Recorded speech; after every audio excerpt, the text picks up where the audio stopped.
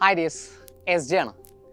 നമ്മൾ ഇംഗ്ലീഷ് ഒരു LKG മുതൽ ഇന്നൊരു 10-11 വർഷത്തോളമായി പഠിച്ചുകൊണ്ടിരിക്കുകയാണ് അല്ലേ.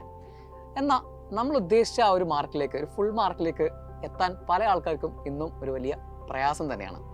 എന്തുകൊണ്ടായിരിക്കാം ഇങ്ങനെ സംഭവിക്കുന്നത്? ഒന്ന്, നമ്മുടെ അമിതമായ കോൺഫിഡൻസ് ആണ്. നമുക്കറിയാവുന്ന ലാംഗ്വേജ് ആണെന്നും അതുപോലെ തന്നെ അതൊക്കെ ആ പരീക്ഷയുടെ തലേന്ന് പഠിച്ചാൽ നമുക്ക് ടാക്കിൾ ചെയ്തെടുക്കാൻ പറ്റുമെന്നുള്ളൊരു അമിതമായ ഓവർ കോൺഫിഡൻസ് എന്ന് പറയാം. ഇതാണ് അതിൻ്റെ ഒരു സംഗതി. ഇതെല്ലാം മറികടന്ന് എങ്ങനെ ഇനി വരാൻ പോകുന്ന പരീക്ഷകളിൽ ഫുൾ മാർക്സും നമുക്ക് സ്കോർ ചെയ്യാം എന്നതിനെ കുറിച്ചാണ് നമ്മൾ ഈ ഒരു വീഡിയോയിൽ ഡിസ്കസ് ചെയ്യാൻ പോകുന്നത്.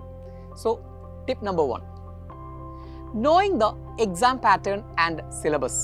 നമ്മുടെ CBSE ബോർഡ് നമുക്ക് കൃത്യമായിട്ടുള്ള ഒരു സിലബസും അതുപോലെ തന്നെ ഒരു എക്സാം പാറ്റേണും തന്നിട്ടുണ്ട്. ഇത് ആദ്യം നമ്മൾ മനസ്സിലാക്കണം. എന്നാലേ നമ്മൾ എങ്ങനെ തയ്യാറെടുക്കണം എന്നതിനെക്കുറിച്ച് നമുക്ക് മനസ്സിലാവുകയുള്ളൂ. ഇവിടെ സിലബസ് എന്ന് പറയുമ്പോൾ ഒരു പ്രിസ്ക്രൈബ്ഡ് ടെക്സ്റ്റ് ബുക്ക് നമുക്കുണ്ട്.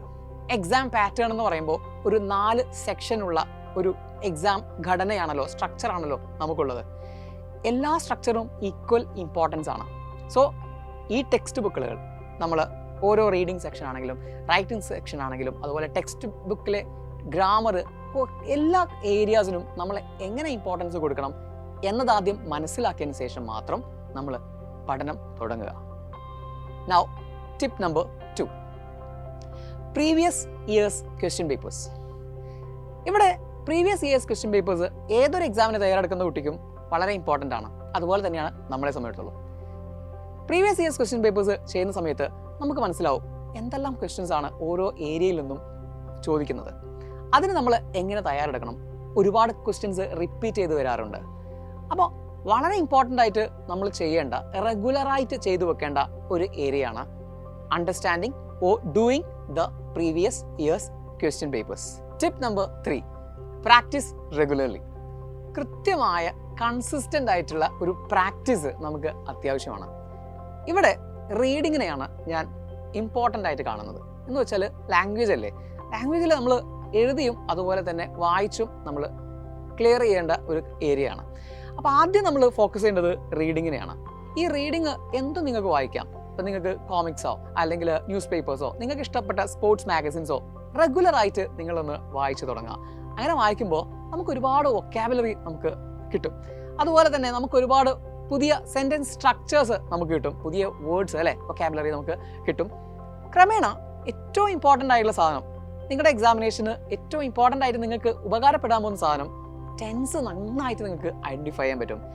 ഇങ്ങനെ ഒരുപാട് വായിച്ചിട്ടാണല്ലോ നമ്മുടെ നേറ്റീവ് ലാംഗ്വേജ് എന്ന് വെച്ചാൽ നമ്മുടെ മദർ ടങ്ങും നമ്മൾ പഠിച്ചെടുത്തത്. അല്ലാതെ നമ്മളൊരു സ്കൂളിൽ പോയിട്ടൊന്നുമല്ല നമ്മൾ ഈ മലയാളം നന്നായിട്ട് സംസാരിക്കാനും എഴുതാനൊക്കെ നമ്മൾ പഠിച്ചു വെച്ചത് അല്ലേ. അപ്പോൾ ആ ഒരു കാര്യം റീഡിംഗ് എന്ന് പറയുന്നതിന് കീ ഇമ്പോർട്ടൻ്റ് ആണ്. സോ അത് നന്നായിട്ട് നിങ്ങൾ ഫോക്കസ് ചെയ്യണം. Now tip number 4, time management. നമ്മളെ പ്രിപ്പറേഷനിൽ ക്രൂഷ്യൽ ആയിട്ടുള്ള ഒരു സാധനമാണ് ടൈം മാനേജ്മെൻറ്റ്. എക്സാമിനേഷൻ കഴിഞ്ഞ പല ആൾക്കാരും പറയാറുണ്ട് വേണ്ടത്ര സമയം കിട്ടിയില്ല, എല്ലാവർക്കും 3 മണിക്കൂർ തന്നെയാണ് പരീക്ഷയ്ക്കുള്ളത്, നമുക്കും അത് തന്നെ ഉണ്ടാവുള്ളൂ. അപ്പോൾ ഇതിനു വേണ്ടിയിട്ട് നമ്മൾ നേരത്തെ നന്നായിട്ടൊന്ന് തയ്യാറെടുക്കേണ്ടതായിട്ടുണ്ട്. ഒരുപാട് എക്സാംസ് ടൈം ലിമിറ്റഡ് ചെയ്തുകൊണ്ട് നിങ്ങൾ ടൈമർ വെച്ചിട്ട് എഴുതി എന്താണോ ശീലിക്കേണ്ടതുണ്ട്. അതിനെ കുറച്ച് കഴിഞ്ഞാൽ നിങ്ങൾക്ക് ഇങ്ങനെ ചെയ്യാമെന്ന് വെച്ചാൽ ഓരോ സെക്ഷൻസിനെയും ടൈം ലിമിറ്റ് ചെയ്തുകൊണ്ട് എഴുതാം. സമയം നമുക്ക് ഇല്ല, അത്രയും സമയമില്ല, 3 മണിക്കൂർ നമുക്ക് ഒരു ആഴ്ചയിൽ ഒരു 2 ക്വസ്റ്റ്യൻ പേപ്പറെങ്കിലും നമ്മൾ എന്ത് ചെയ്യുക, ഒന്ന് ചെയ്ത് വരുന്ന രീതിയിലേക്ക് മാറ്റിക്കഴിഞ്ഞാൽ ആ ടൈം മാനേജ്മെൻറ്റിൻ്റെ പ്രശ്നം നമുക്ക് ഇല്ലാതെയാവും. ലാംഗ്വേജിൽ ഏറ്റവും ഇമ്പോർട്ടൻ്റ് ആയിട്ട് ശ്രദ്ധിക്കേണ്ട ഒരു ഏരിയയാണ് time management. Tip number 5, knowing the grammar. Grammar പഠിക്കുക എന്ന് പറയുന്നത് വളരെ ഇമ്പോർട്ടൻ്റ് ആയിട്ടുള്ള ഒരു കാര്യമാണല്ലോ. അപ്പോൾ ഇവിടെ ഗ്രാമർ 2 ഏരിയാസിലാണ് നമുക്ക് ഉപയോഗപ്പെടുക. ഒന്ന് നമ്മൾ എഴുതുന്ന ക്വസ്റ്റ്യൻ ആൻസേഴ്സിൽ, പിന്നെ ഒന്ന് ഡയറക്റ്റ് ആയിട്ട് ഗ്രാമർ ക്വസ്റ്റ്യൻസ് നമുക്ക് വരും. അപ്പോൾ ഈ ക്വസ്റ്റ്യൻസ് നിങ്ങൾ പ്രീവിയസ് ഇയേഴ്സ് ക്വസ്റ്റ്യൻ പേപ്പേഴ്സ് ചെയ്യുന്നതിലൂടെ ആ ഒരു പാറ്റേൺ നമുക്ക് മനസ്സിലാവും. പേരുകളൊക്കെ അങ്ങോട്ടും ഇങ്ങോട്ടും മാറുകയുള്ളൂ, പക്ഷേ ക്വസ്റ്റ്യൻസും അതുപോലെ തന്നെ ആ ഒരു ചോദിക്കുന്ന രീതിയെല്ലാം സെയിം തന്നെയായിരിക്കും. ഒരുപാട് ക്വസ്റ്റ്യൻ പേപ്പേഴ്സ് ചെയ്തൊരു കുട്ടിയെ സംബന്ധിച്ചിടത്തോളം എവിടെയും ഗ്രാമറിൻ്റെ മാർക്ക് പോകില്ല. പിന്നെ ചെയ്യേണ്ടത് ചെയ്ത് തന്നെ പഠിക്കണം. എന്ന് വെച്ചാൽ നമ്മൾ ഗ്രാമർ ക്ലാസ്സുകളൊക്കെ കേൾക്കുക, അത് പോരാ. മാത്സ് ഒക്കെ ചെയ്യുന്നത് പോലെ തന്നെ നമ്മൾ എന്ത് ചെയ്യണം, ഇതൊന്ന് ചെയ്ത് നോക്കണം. ചെയ്യുമ്പോൾ നമുക്ക് തെറ്റും അല്ലേ. തെറ്റിയത് ആ കോൺസെപ്റ്റ് നമ്മൾ പഠിക്കണം. എവിടെയാണ് തെറ്റിയത്, ആ കോൺസെപ്റ്റ് പഠിക്കാതെ ബൈ ഹാർട്ട് പഠിച്ചു പോയിട്ടുണ്ടെങ്കിൽ നമുക്കത് കിട്ടൂല. ഓക്കെ, അപ്പോൾ അറിയുക എന്താണ് ആ ഒരു കോൺസെപ്റ്റ് എന്ന്, ശേഷം നമ്മൾ അറ്റൻഡ് ചെയ്യുക. പ്രീവിയസ് ഇയേഴ്സ് ഇങ്ങനെ ചെയ്ത് വരുമ്പോൾ തീർച്ചയായിട്ടും നമുക്ക് എന്ത് ചെയ്യാൻ പറ്റും, ആ ഗ്രാമർ എന്ന് പറയുന്ന വിഷയത്തിൽ ഫുൾ മാർക്സും സ്കോർ ചെയ്യാൻ പറ്റും. ഓക്കെ, ഇനി tip number 6, stay focused and healthy. അപ്പോൾ നമ്മളിവിടെ ഒരു പരീക്ഷയ്ക്ക് വേണ്ടി തയ്യാറെടുക്കുകയാണ് അല്ലേ. അപ്പോൾ പെട്ടെന്നൊരു മോട്ടിവേഷണൽ വീഡിയോ ഒക്കെ കേട്ടിട്ട് നമുക്കൊരു വെളിപാടുണ്ടായി, അങ്ങനെയല്ല വേണ്ടത്. കൃത്യമായി ഇനി പരീക്ഷയ്ക്ക് ഇത്ര മാസമുണ്ട്, 3 മാസമുണ്ട് നമുക്ക് പരീക്ഷയ്ക്ക്. ആ പരീക്ഷയുടെ അന്നേ വരെ നമ്മൾ കൺസിസ്റ്റൻ്റ് ആയിട്ട് പഠിച്ചുകൊണ്ടിരിക്കണം.